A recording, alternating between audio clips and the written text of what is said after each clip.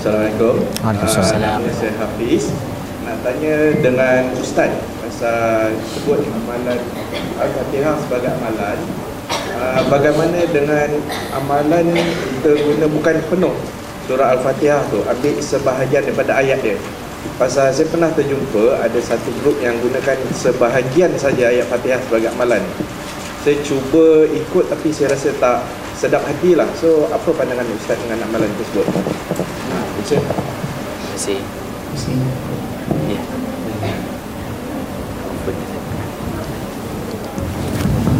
Terima kasih pada sahabat yang bertanya. Saya juga tidak arif lah kecuali spesifik contoh dia. Tetapi menggunakan memanfaatkan, kalau menggunakan tu boleh jadi salah makna pula ya. Memanfaatkan ayat-ayat Al-Quran tidak disyaratkan untuk pemanfaatan itu dilakukan ke atas surah yang lengkap. Ya, maknanya kita boleh petik ayat tertentu dan sebagainya lah. Dan Al-Fatihah juga termasuk dalam peraturan umumnya, boleh ayat tertentu dimanfaatkan untuk tujuan-tujuan yang tertentu. Akan tetapi perlulah bagi diri kita untuk berhati-hati dalam memencilkan satu ayat dengan tidak ayat yang lain. Apatah lagi kalau pemencilan itu bukan dilakukan sendiri oleh Nabi SAW. Kerana kekhawatiran yang terjadi ialah mungkin dengan memetik itu kita boleh tersalah konteks. Ya, tersalah konteks. Saya tak ada contoh ayat Quran, tetapi saya bagi contoh salah konteks hadis Nabi SAW. Saya membaca satu artikel lama dah ni, pada tahun 2006 di majalah Nebula yang sudah tidak ada di pasaran.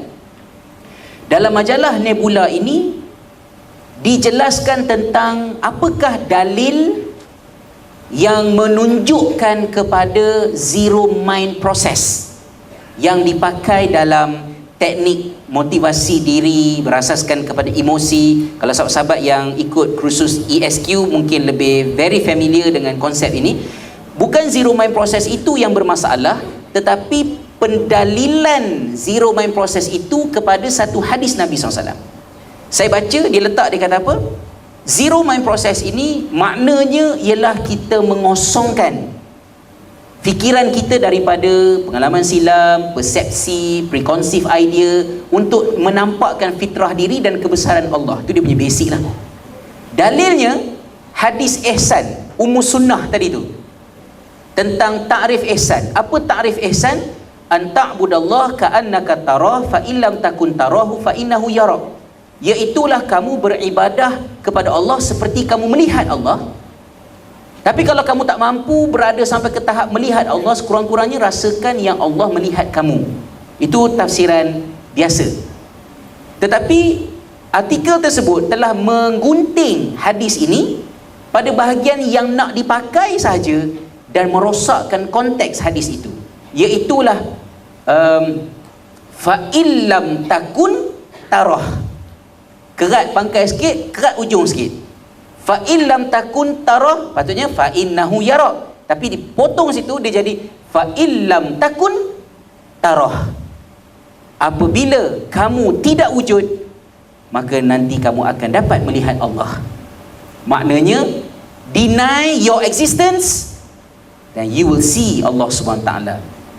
Berdasarkan dan ayat dan tafsiran itu adalah tafsiran yang tidak kena langsung, kerana hadis itu tidak pernah bermaksud demikian daripada mana-mana sudut, dan dia perlu diperbaiki. Sebab tu kadang-kadang saya secara peribadi ada rasa risau melihat pertambahan syarikat-syarikat motivasi yang mengambil model-model, modul-modul yang menggunakan beberapa bentuk pendekatan yang dikatakan saintifik dan cuba diislamkan, tetapi without proper disiplin dalam tafsir, dalam usul fiqh dan sebagainya.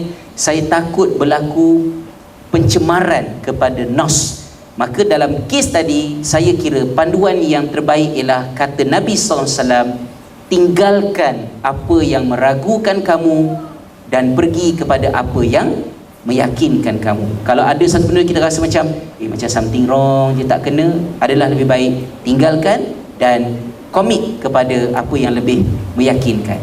Kerana akhirnya keyakinan itu lebih memberikan kesan positif kepada diri daripada melakukan sesuatu dalam keadaan kita sendiri pun tidak percaya dengan apa yang kita buat. Ya, mungkin itu sedikit respon saya lah kepada persoalan yang ditimbulkan. Wallahu a'lam.